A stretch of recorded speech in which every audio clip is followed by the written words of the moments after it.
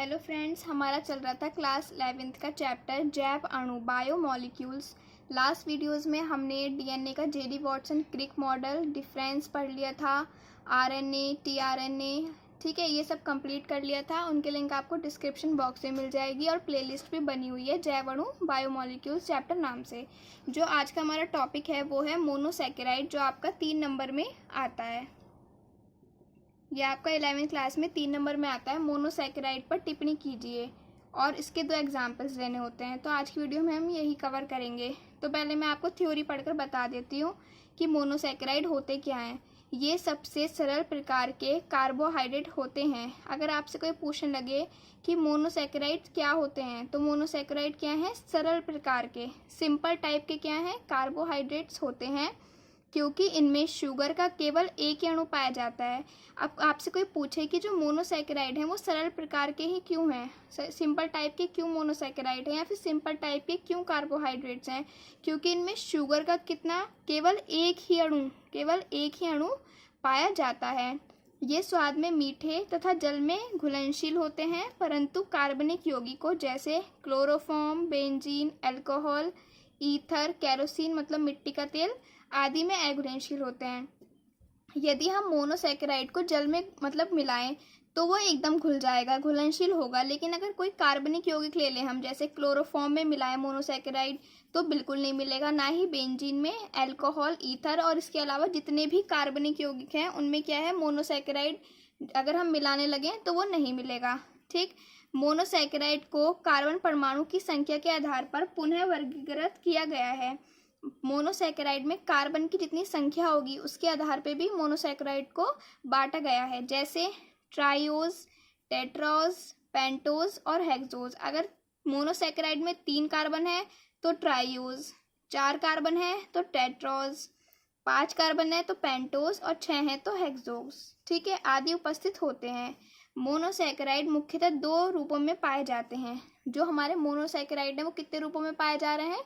2 रूपों में पाए जाते हैं। फर्स्ट है जब किसी मोनोसैकेराइड से एल्डिहाइड, आपने एल्डिहाइड का सूत्र पढ़ा होगा CHO, ठीक है, एल्डिहाइड ग्रुप जो है क्या होता है, CHO समूह जुड़ा रहता है तो उसे एल्डोज। अगर ये ध्यान रखो, मोनोसैकेराइड 2 टाइप्स के होते हैं। अगर मोनोसैकेराइड में CHO जुड़ा हुआ है तो उसे हम एल्डोज बोल देंगे, एल्डोज कहते हैं।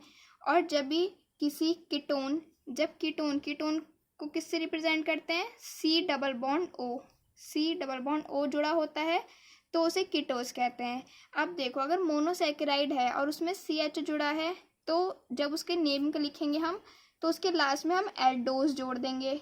और अगर यदि कीटोन जुड़ा हुआ है तो उसे हम कीटोज कह देंगे। मैं इसमें आपको 2 एग्जाम्पल बता देती हूँ, ठीक है।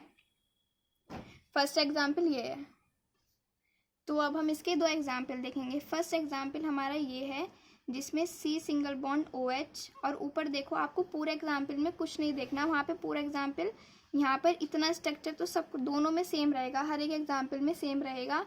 आपको ध्यान देना है ग्रुप पे कि कौन सा ग्रुप जुड़ा हुआ है। जैसे मैंने फर्स्ट में बोला था आपको कि अगर CHO जुड़ा है तो एल्डोज कहेंगे और CO जुड़ा है तो कीटोज कहेंगे। तो फर्स्ट में देखो CHO कौन सा ग्रुप हो गया, एल्डिहाइड ग्रुप। ध्यान से देखो, इसमें अगर आपको मैं ये डैश ना लगाती और आपसे कह देते कि इनमें कौन सा ग्रुप है, तो आप देख सकते हो CHO इसमें एल्डिहाइड ग्रुप है तो इसका नाम क्या होगा, ग्लिसरैल्डिहाइड, ठीक, ग्लिसरैल्डिहाइड। या फिर इसका दूसरा नाम बोलेंगे हम एल्डोज, क्योंकि मैंने कहा था कि मोनोसैकेराइड में अगर CHO जुड़े तो उसे हम एल्डोज बोलते हैं। तो इसका नाम क्या हो गया, ग्लिसरैल्डिहाइड, और ब्रैकेट में आपको एल्डोज लिख के आना है।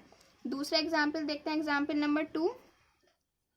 एग्जाम्पल नंबर 2 में अगर आप ध्यान से देखो तो इसमें कहीं भी CHO नहीं दिख रहा है, ठीक। जब CHO नहीं है तो यहाँ पे कौन सा ग्रुप है, C डबल बॉन्ड O। मैंने बताया था जब C डबल बॉन्ड O होता है तो कौन सा ग्रुप कहलाता है, कीटोन ग्रुप। तो कीटोन ग्रुप के लिए हम क्या यूज़ करते हैं, कीटोज।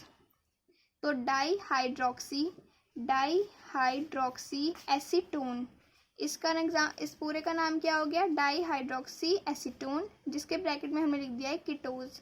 क्योंकि जब हमारा मोनोसैकेराइड से CHO जुड़ता है तो हम एल्डोज जोड़ देते हैं लास्ट में, और जब हमारा ketone C double bond O जुड़ता है तो कीटोस जोड़ देते हैं।